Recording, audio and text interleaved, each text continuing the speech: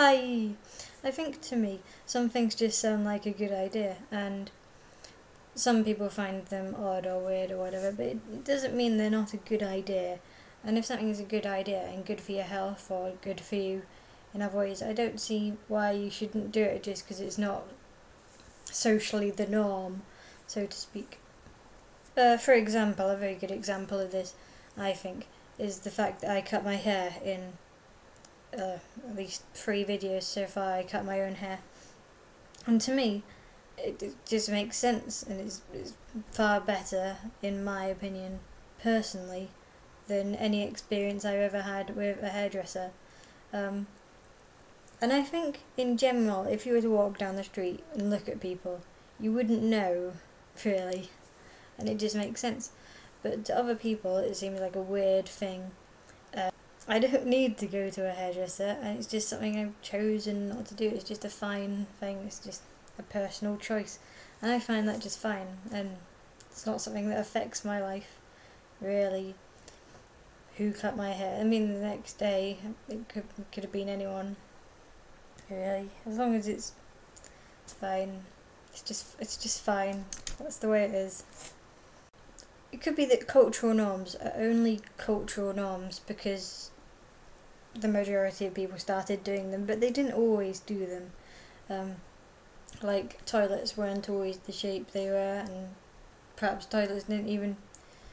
Well, yeah, of course, toilets didn't always exist, and of course, beds didn't always exist, and beds the world over don't all look the same either, and toilets the world over don't all look the same.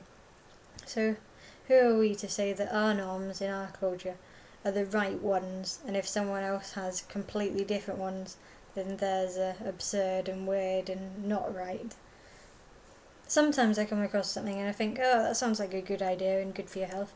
May as well do it, may as well give it a go. And even if it doesn't work out, at least you can say I tried that and it didn't work out for me, but it's fine. Quite a number of people think going barefoot is good for you because they think that shoes actually harm your feet, and that your feet could adapt to being on different surfaces and you wouldn't need shoes. And quite a lot of people seem to think that you don't need shampoo or conditioner. You can just rinse your hair and keep it clean that way, naturally, and all sorts of different things, I guess. I personally don't think I could long term go barefoot and not have shoes because I have flat feet, for one thing, so I use insoles that I got from hospital, so I don't think I could do the flat feet thing. I personally can't do that. That's the thing I can do, say, move on. And there are other things that you look at them as a way of life and you go, I couldn't personally do that, but that's fine. Like Alex Day or Nerimon on YouTube said something about him owning about 6 items or less, I think it was, of clothing. So 4 t-shirts and 2 pairs of trousers or something like that. But then I was thinking you'd have to do your washing every half week if you're in that amount of clothing or something, if you were going to maintain them always having been washed when you wear them. So if you owned 7 days worth of clothing, that would make more sense because then you could just wash once a week all your clothing. But it doesn't matter, I guess. I think there tends to be a stereotype that being different is bad and should be looked upon negatively, which is not very good as a stereotype, because I think it makes a lot of people, I think, less confident of saying things about themselves that are different because they think they're going to be looked down upon, I guess, by other people who may think they're weird or whatever for being a bit different, and you just don't mention these things. And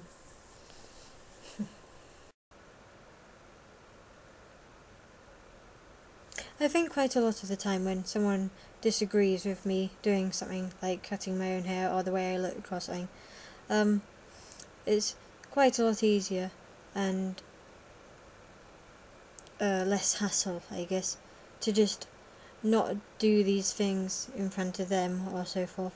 So just act normally, I guess, just around them, or just around such people for as much as possible. But I think that I spend quite a lot of my life waiting for someone to like me, or hoping someone will like me for me, and not have to go through all this, because it's quite repressing, I think, to always think the people are just gonna leave, or think you're weird, or think you have to do things. They say you've got to fit into the stencil that they think you should, the map of what a person should be like, I think sometimes the options are limited, because your options are sort of, you could do things that you want to do and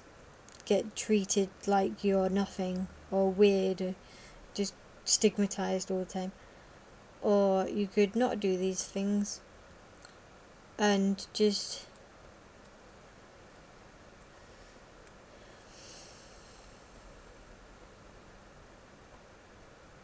not be yourself.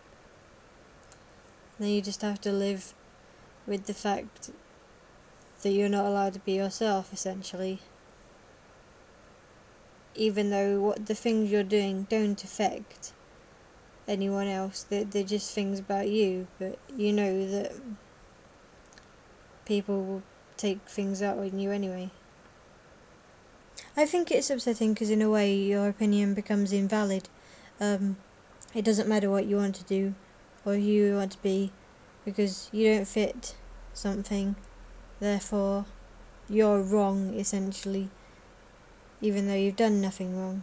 So your opinion or what you want to do is just instantly incorrect for no reason.